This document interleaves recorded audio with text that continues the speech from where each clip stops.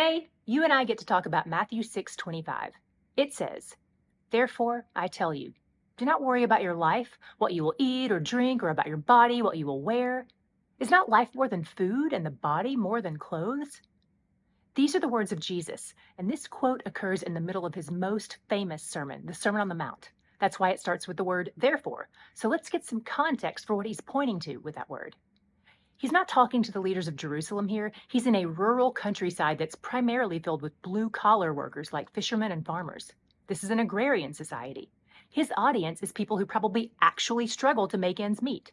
And here he is telling them not to worry. In fact, if you zoom out to see the context of this verse, there are actually 3 times in this section where he tells them, do not worry. But the whole section starts with a different do not. And that's what sets us up to understand today's verse.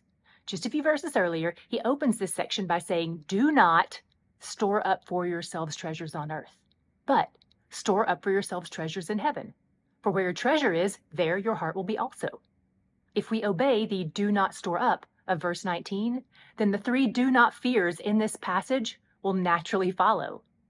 He's aiming to anchor our hearts in the kingdom, in the eternal things that are more than food and clothes. Whereas worrying usurps our allegiance to his kingdom.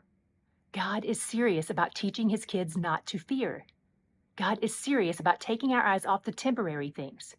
He cares about how you feel and about what you think, and he wants to eradicate your worries. We learn not to worry, not by chanting affirmations, but by knowing him, by seeing his character. And as we know him more, we'll trust him more. The fact that you're here in the Bible app today tells me that you're looking to know him more. So I'm asking him to meet you in that space, to reveal his heart of love to you today. Where are you afraid? Where do you strive? What attribute of God speaks to your fears in those moments and silences them? Fix your eyes on him today. He's where the joy is.